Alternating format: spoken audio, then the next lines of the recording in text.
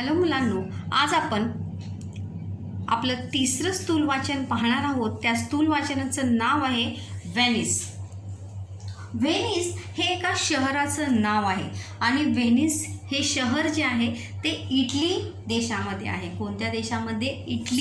Italy या देशातील Venice हे शहर आहे. आणि लेखक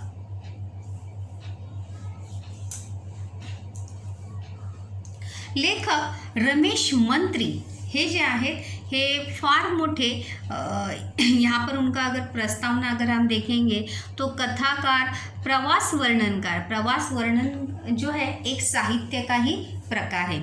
जिस प्रकार से कहानी, उपन्यास, नाटक, कविता, तो उसी प्रकार से प्रवास वर्णन भी एक साहित्य प्रकार में ही आता है. साथ ही साथ वो एक विनोदी लेखक भी है. उनके जैसे हमने लास्ट टाइम जो है कार्टून का व्यंग्य चित्र का जो स्थूल वाचन देखा था, तो रमेश मंत्री जो है एक व्यंग्य चित्रकार के रूप में भी बहुत ही जाने माने जाते हैं. तो उन्होंने जैसे प्रवास वर्णन का अर्थ होता है कि किसी भी एक जगह पर जाकर आने के बाद वहाँ पर उन्होंने क्या देखा, क्या अनुभव आया, त्याचं वर्णन करणे म्हणजे प्रवास वर्णन. तो व्हेनिस हे सुद्धा काय आहे? एक प्रवास वर्णन आहे. रमेश मंत्री यांनी वेनिस या शहराला भेंट दिल्यानंतर वहाँ पर एक घूमने के लिए रमेश मंत्री गए थे और वहाँ पर जाने के बाद वेनिस शहर उन्हें किस प्रकार से भा गया, वेनिस शहर की विशेषताएं कौन कौन सी है, कौन सी खासियत है, वहाँ पर शहर में आवक जावक कैसे है, लोग किस प्रकार से रहते हैं, रहन सहन कैसे है, आने जाने के लिए किस प्रकार से लोग किसका यूज़ करते हैं, इसका वर्णन जो है यहाँ पर रमेश मंत्री ने किया है. ये स्थूल वाचन होने के कारण यहाँ पर सिर्फ बड़े प्रश्न ही हमें है और जो कि आपको मैंने बताया याद करने होते हैं. देखिए, व्हेनिस हे पाण्यावर तरंगणाऱ्या शहरातील आप सभी कोई जानता भी होगा कि पूरे विश्व में वेनिस ऐसा शहर है इटली का जो पाण्यावर तरंगणारं शहर आहे. पाण्यावर तरंगणारं शहर म्हणजे जहाँ जैसे हमारे देश में या हमारे शहर में रास्ते हैं, रास्ते पर गाड़ियाँ चलती है, उसी प्रकार से वहाँ पर चारों तरफ पानी ही पानी है. मतलब जैसे हम आने जाने के लिए टैक्सी, बस, ट्रेन, गाड़ियाँ, बाइक्स इसका इस्तेमाल करते हैं, उसी प्रकार से वो लोग आने जाने के लिए कशाचा उपयोग करतात? बोटीचा, जहाजांचा उपयोग करतात. किसका उपयोग करते हैं? बोट और जहाज का उपयोग जो है वहाँ के लोग करते हैं, क्योंकि चारों तरफ पानी ही पानी है. वहाँ पर पूरा शहर जो है कहाँ पर बसा हुआ? पानी के ऊपर बसा हुआ, इसीलिए उसे कहा जाता है पाण्यावर तरंगणारे शहर, व्हेनिस. काय नाव आहे त्याचं? व्हेनिस. आणि कोणत्या देशामध्ये आहे? इटली जगातील एकमेव असं शहर आहे. पाण्यावर तरंगणारे व्हेनिस ही जगातील एकमेव शहर आहे. तर वहाँ का वातावरण कैसे है, हवामान कैसे है, निसर्ग सौंदर्य व जीवनमान यानी लोगों का रहन सहन के, जैसे मैंने अभी बताया कि वहाँ के लोग जैसे हम आने जाने के, जहाँ पर हमें जाना है, आना है, तो हम टैक्सी लेते हैं, गाड़ी लेते हैं, ट्रेन, बस, रिक्शा करते हैं. तो वहाँ पर लोग आने जाने के लिए किसका यूज़ करते हैं? बोट, शिप, जहाज का उपयोग करते हैं. लॉन्चेस, छोटी छोटी लॉन्चेस वहाँ पर होती है. छोटी जो बोट्स होती है उसे कहते हैं लॉन्च. जैसे हम रिक्शा वगैरह देखो शेयर करके जाते हैं तो छोटा रिक्शा, तो उसी प्रकार से वहाँ पर लॉन्चेस होती है जहाँ पर लोग एक जगह से दूसरी जगह जाने के लिए उसका यूज करते. तो खूप सुंदर असं वर्णन रमेश मंत्री यांनी या पाठात केलेलं आहे. चला तर आपण पाहूया. सुरुवातीला वेनिस लेखक ने वहाँ पे जाने के बाद क्या अनुभव किया, यहाँ से शुरुआत की है.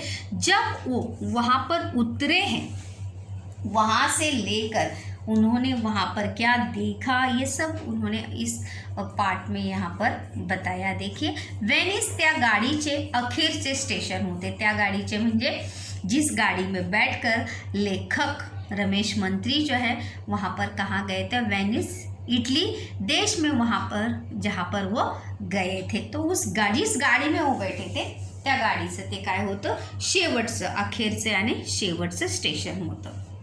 त्यामुळे रेल्वेचे 2 नौकर ऑल आउट असे इंग्रजीतून आणि त्याच अर्थी इटालियन व फ्रेंचमधून ओरडत, क्योंकि जैसे मैंने अभी शुरुआत में बताया कि वेनिस ये शहर कौन से देश में है, इटली देशात आहे. कोणत्या देशात आहे, इटली देशात आहे. इसलिए अंग्रेजी के साथ साथ वो सभी लोग जो है कौन सी भाषा में बोल रहे थे, इटली और फ्रेंच भी भाषा का प्रयोग जो है वहाँ पर बोलने कर रहे थे. क्योंकि अभी जिस देश पर्यटक एज अ पर्यटक के रूप में जब जाते हैं तो सबको सब भाषा आती है क्या, वहाँ की बोली भाषा जो है वहाँ पर सबको आती नहीं. तो इसलिए वहाँ पर ट्रेन के जो नौकर थे, जैसे पूरा ट्रेन खाली होने के बाद देखो कौन है क्या नहीं है चेक करने के लिए वहाँ पर जो नौकर आए थे वो सभी जो ऑल आउट मतलब सब बाहर निकले या नहीं. तो इस प्रकार से इसी अर्थ का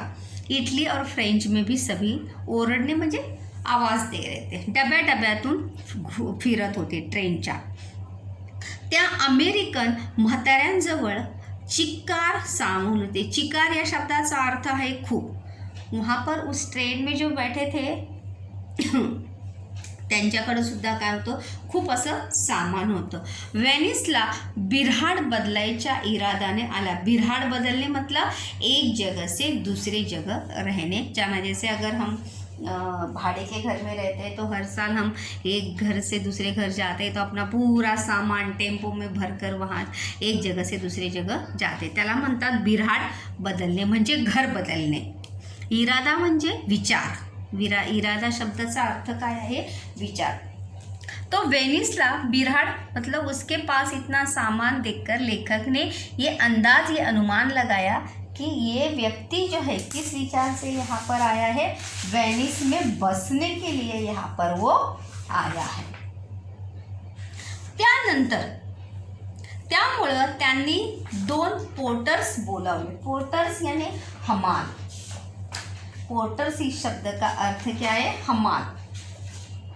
तर त्यांनी जे आहेत काय बोलवले आले आहे, पोर्टर्स यानी हमाल. जैसे कुली जो होता है तर त्यांनी त्या पोर्टर्सला बोलवलेलं आहे. आणि क्योंकि वो 2 लोग जो है बूढ़ा व्यक्ति जो इतना सामान उठा के तो जा नहीं सकता था, इसलिए वो जो है वहाँ पर अपना सामान उठाने के लिए 2 कुली को बुलाते. पोर्टर्स म्हणजे कुली. मी त्या स्त्रियांचे औपचारिक आभार मानून माझी छोटी बैग घेऊन निघालो. तो जो वहाँ पर कुली आए थे वहाँ पर 2 लेडीज़ थी कुली के रूप में. कौन थी, लेडीज़, महिलाएं थी.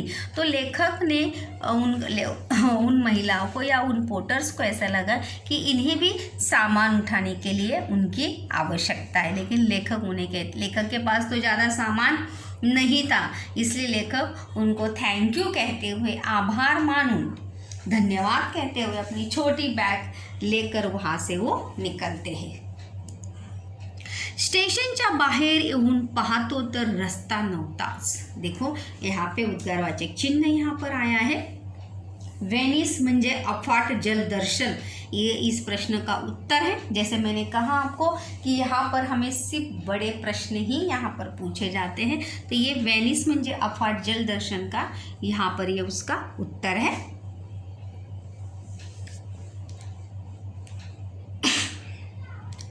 तो स्टेशनच्या बाहेर येऊन पाहतो तर रस्ताच नव्हता. जैसे ही लेखक अपना छोटा सा बैग उठाकर बाहर आते हैं तो वो देखते हैं कि वहाँ पर रास्ता नहीं. जैसे मैंने शुरुआत में कहा कि वहाँ पर रास्ते नहीं है. क्या है, जहाँ देखो वहाँ पर पानी ही पानी है. होता तो एक प्रचंड कालवा यानी छोटी सी नदी, मतलब ना ज़्यादा नदी से छोटा. नदी जितनी बड़ी होते उससे छोटा. कालवा म्हणजे तलाव सुद्धा आपण त्याला बोलू शकतो. तालाब भी जो है हम इसे बोल सकते हैं.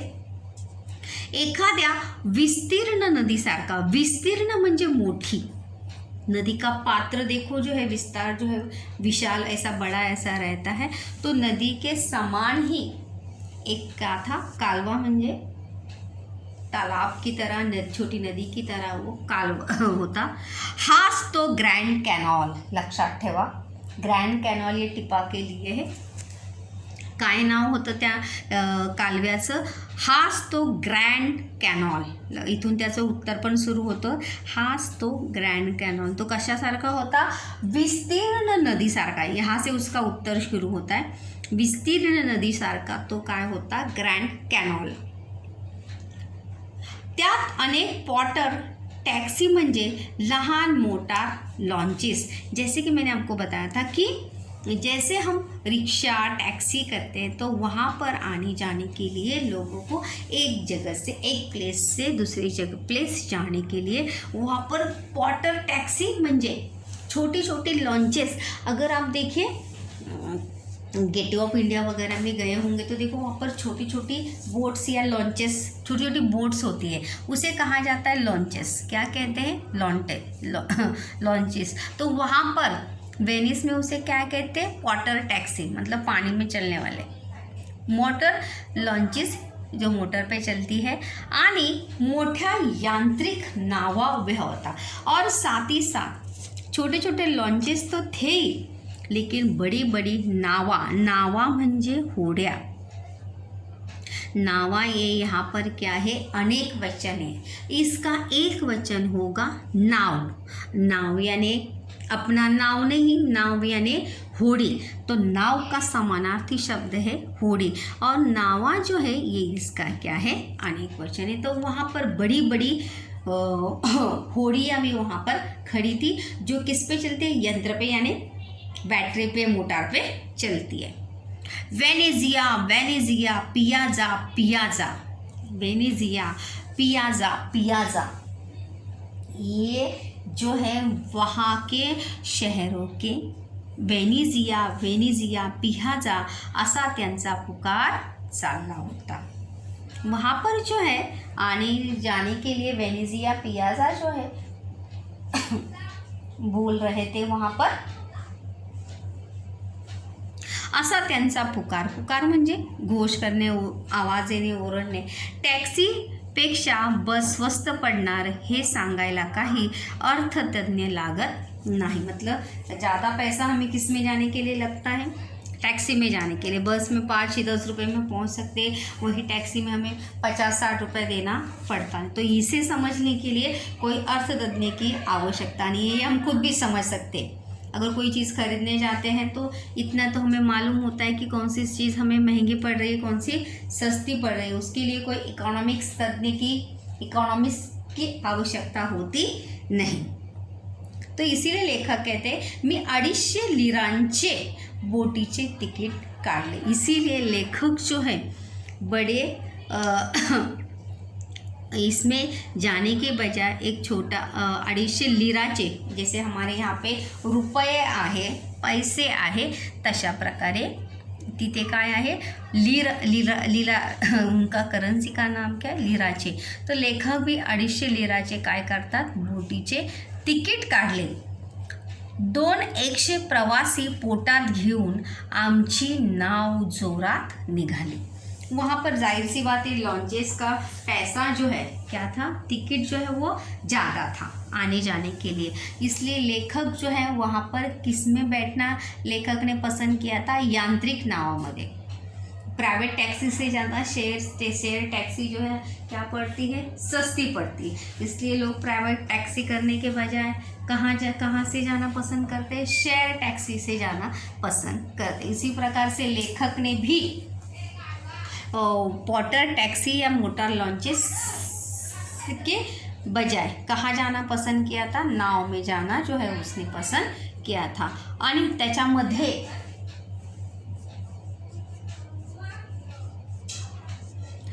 200 प्रवासी पोटात घेऊन आमची नाव जोरात निघाली।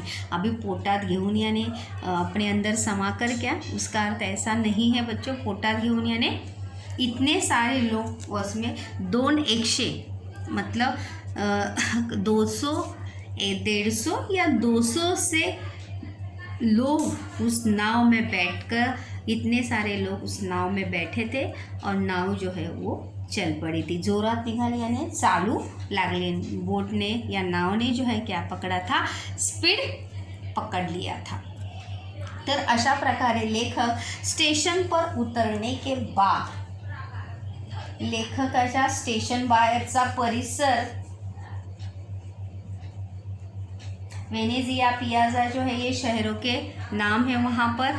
और ये फर्स्ट पैराग्राफ जो है ये किसका उत्तर है बच्चों, यहाँ पे ग्रैंड कैनल का आधा उत्तर है और साथ ही साथ वेनिसच्या स्टेशन बाहेरचा परिसर इसका भी ये उत्तर है की वेनिसच्या स्टेशन बाहेरचा, वेनिस शहर,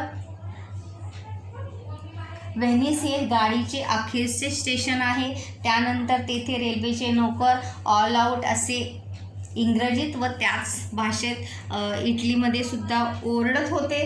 त्यानंतर स्टेशनच्या बाहेर रस्ताच नाही, विस्तीर्ण नदीसारखा ग्रँड कॅनॉल नावाचा काय आहे, कालवा आहे आणि त्यानंतर त्यात अनेक वॉटर टॅक्सी उभ्या आहेत, जो म्हणजे लहान मोटर लॉन्चेस व मोठ्या यांत्रिक बोटी उभ्या असतात। वेनेजिया, पियाजा असा पुकार चाललेला असतो। मतलब ये पूरा पैराग्राफ यहाँ से लेके यहाँ तक जो है ये किसका उत्तर है, वेनिसच्या स्टेशन बाहेरचा परिसर हे त्याचं काय आहे ते उत्तर आहे। चला तर पुढे पाहूया आपण।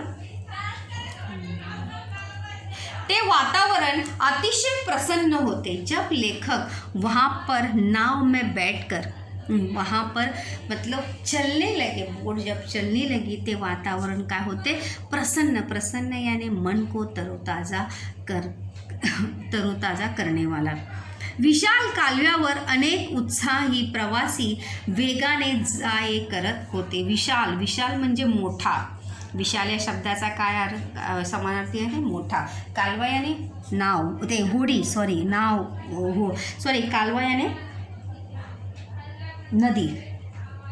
अनेक उत्साही प्रवासी वेगाने जाए करत होते, मतलब अपने प्राइवेट लॉन्चेस लेकर, प्राइवेट बोट लेकर वहाँ पे प्रवासी, उत्साही प्रवासी यानी जो पानी में बैठकर, पानी में यात्रा, पानी में बैठकर बोट में सफ़र करने का आनंद लेना चाहते हैं, वैसे लोग जो है बड़े उत्साह से, जोश में, खुशी से वहाँ पर क्या कर रहे थे, आ जा रहे थे।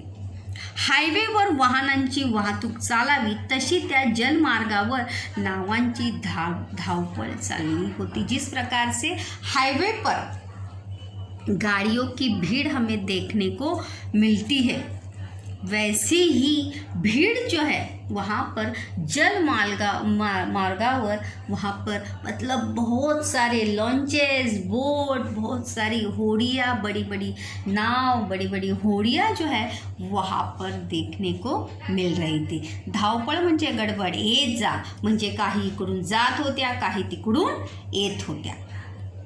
अनेक प्रकारच्या नाव्या कालव्यातून चालल्या, जैसे अभी मैंने बताया की काही होडी होत्या, काही नावा होत्या, त्या सगळ्या चालल्या होत्या। हवेत गारवा होता, काय होता, हवेत गारवा, गारवा म्हणजे थंडगार हवा, ठंडी ठंडी सोंधी सोंधी हवा वहाँ पर थी। वाऱ्यात उत्साह होता, आणि वाऱ्यात काय होता, उत्साह, उत्साह म्हणजे उस हवा से मन क्या हुआ था, तरोताज़ा। कभी कभी देखो वातावरण का भी असर होता है, जैसे वातावरण होता है वैसे हम क्या, हमारा मूड होता है, तो वैसे ही वाऱ्यात हवेत गारवा होता आणि त्याचबरोबर काय होता, वाऱ्यात उत्साह सुद्धा होता। याचं उत्तर आहे बघा, व्हेनिस म्हणजे अवर्णनीय शहर, याचं उत्तर आहे ही पॅरेग्राफ, की त्याचं व्हेनिस हे पाण्यातील जगातील अद्भुत। नंतर मी सांगते, वाऱ्यात उत्साह होता, उत्साह म्हणजे जोश होता, मनात संगीत होते। देखो जब हम मन से खुश होते हैं तो मन अपने आप जो है वो गाना गुनगुनाने लगता है। कभी आपने भी ये अनुभव ज़रूर किया होगा कि आप जब दिल से खुश होते हैं, आपका मन खुश होता है, तो आप मन ही मन क्या करने लगते हैं, गाना अपना मनपसंद गाना जो है गुनगुनाने लगते हैं। अगर गाना नहीं गुनगुनाने लगते हैं तो क्या सुनना चाहते हैं, गाना सुनना चाहते हैं, संगीत सुनना चाहते हैं। तो त्या प्रकारे मनात संगीत होते यानी मन भी क्या हो रहा था, जैसे संगीत की ताल पर, गाने के लय पर हम झूमते हैं, वैसे मन भी क्या हो रहा था, झूम रहा था। आणि सभोवार पसरलेल्या पाण्यात तारुण्य होते। तारुण्य यानी यंगरनेस, तारुण्य यानी जवान, नौजवान। आणि सभोवार पसरलेल्या पाण्यात तारुण्य होते, पाण्यात तारुण्य होते। देखो, जब आपने कभी भी समुद्र में बोट में सफ़र किया है, लॉन्चेस में बैठकर सफ़र किया है नदी के पानी वगैरह में, तो वहाँ पे पानी जो है वो जोशीला होता है। जिस प्रकार नौजवान में जोश और उत्साह होता है, वैसा ही उत्साह पानी में दिख रहा था। पाण्यात तारुण्य होते, पानी नौजवान था क्या? नहीं, पाण्यामध्ये काय होता? उत्साह होता, जोश होता। म्हणजे वो पानी देखकर, देखो जैसे हमारा आसपास का वातावरण वैसे हमारा मन बनता है। अगर आसपास का वातावरण जोशीला है, उत्साह है, आनंदी है, तो हम भी खुद क्या रहते हैं? उत्साही और आनंदी रहते हैं। अगर हमारे आसपास का वातावरण रटाळ असेल, कंटाळवाणे असेल, तो हम भी क्या होते हैं? बोरियत महसूस करते हैं, खुद बोर हो जाते हैं। हम कभी कभी कहते देते की खूप बोर झालं, कंटाळा आला। तो उस प्रकार से पाण्यात सुद्धा काय होता? जोश होता। रोमला भेटलेला एक इटालियन लेखक मला म्हणाला होता, ते खरेच होते। लेखक जो है क्या थे? पूरे विश्व का सैर उन्होंने की थी, और वो प्रवास वर्णनकार होने के कारण जगह विश्व के अलग अलग शहरों में जाकर, अलग अलग देशों में जाकर, वहाँ का रहन सहन, वहाँ का नैसर्गिक प्राकृतिक वातावरण, हवामान देखकर उसका लेखन वो करते थे। तभी लेखक ने वहाँ पर एक अनुभव बताया कि जब मैं रोम गया था तो रोम में मुझे एक इटालियन लेखक मिले थे, क्योंकि वेनिस ये शहर कौन से देश में है? इटली देश में है। और जब लेखक को इटालियन लेखक मिले थे, तब उसने लेखक को बताया था की वेनिस हे जगातील एकच असं शहर आहे की त्याचं वर्णन करता येत नाही। मतलब देखिए, मतलब निसर्ग की, और साथ ही साथ कि निसर्ग की कैसी लीला होगी कि किस प्रकार से उसने इस शहर का निर्माण जो है वो किया होगा। तर बघा, वेनिस हे जगातील की त्याचं वर्णन करता अवर्णनीय आहे। मतलब उस शहर का वर्णन जो है हम शब्दों में कर सकते नहीं। वहाँ का हवामान, वातावरण, हवा, उत्साह, ये जो है इतना अवर्णनीय है कि उसका शब्दों में वर्णन हम कर सकते नहीं। मतलब जैसे किसी चीज़ का फोटो देखकर हम उस चीज़ का देखने का समाधान हमें मिल सकता है क्या? जैसे हमने अमेरिका का फ़ोटो देखा, तो वो अमेरिका का फ़ोटो देखने के बाद, आईफेल टावर देखने के बाद हमें खुद हम जाकर आईफेल टावर देखे ऐसा समाधान मिलता है क्या? नहीं। जब हम प्रत्यक्ष रूप से वहाँ पर जाएंगे, देखेंगे, तब आपको पता चलेगा की हाँ आईफेल टावर आहे, अमेरिका, इंग्लंड कशा प्रकारे सुंदर असं वातावरण तिथलं आहे। तो उस प्रकार से अभी मैं आपको कितना पे वेनिस शहर के बारे में बता रही हूँ, लेकिन फिर भी आपको उसका अनुभव जो है, किसी भी वेनिस शहर का ही नहीं, किसी भी शहर का अनुभव जो है, आपने जो शहर अभी तक, मानो हम अपनी भारत देश की ही बात करें, अगर जो शहर अभी तक आपने देखे नहीं हैं, उन शहरों को अगर आप चित्र देखते हैं या उसके बारे में सुनते हैं, देखते हैं, तो वो देखने के बाद हमारा मन जो है वो भरता नहीं है, हमारे मन को तसल्ली होती नहीं। वहाँ पर उसका अनुभव हमें कब मिलता है? तिथं प्रत्यक्षात गेलं पाहिजे, तिथली हवा खाल्ली पाहिजे। तिथं मतलब उसका लेखक ने उस इटालियन लेखक ने बताया था कि तिथं प्रत्यक्षात गेलं पाहिजे। वेनिस शहर का अनुभव करने के लिए, उसके वातावरण को महसूस करने के लिए वहाँ पर जाना चाहिए। तिथली हवा खाल्ली पाहिजे। अभी हवा खाते हैं क्या?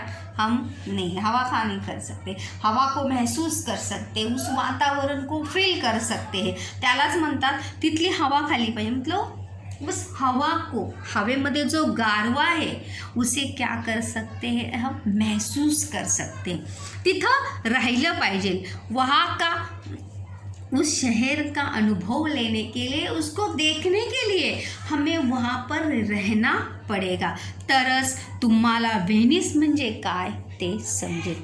तभी आपको वेनिस क्या है ये तभी आपको समझ में आएगा। फक्त दुसऱ्यांनी सांगून ते आपल्याला कधीही समजणार नाही। हे प्रश्नाचं उत्तर आहे की वेनिस म्हणजे अवर्णनीय शहर, म्हणजे त्या शहराचं, वेनिस या शहराचं वर्णन जे आहे ते आपण कधीही शब्दात करू शकणार नाही। त्यासाठी आपल्याला प्रत्यक्षात तिथे गेलं पाहिजे।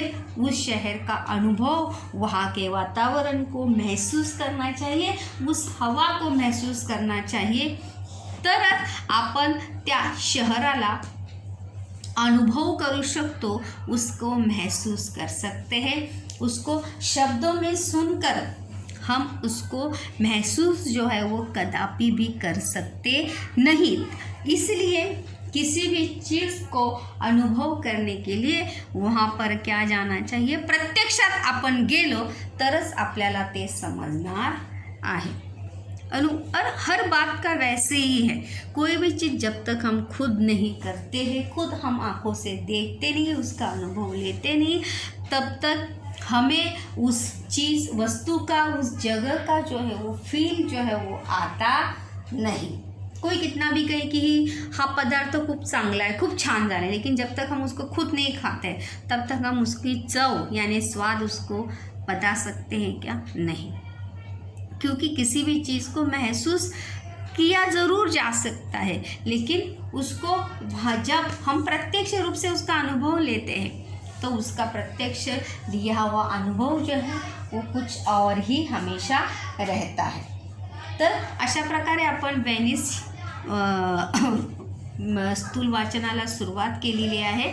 आणि वेनिस हे जगातील एकमेव पाण्यावर तरंगणारं शहर आहे। याचा पुढचा भाग जो आहे आपण नंतरच्या लेक्चरमध्ये पाहणार आहोत।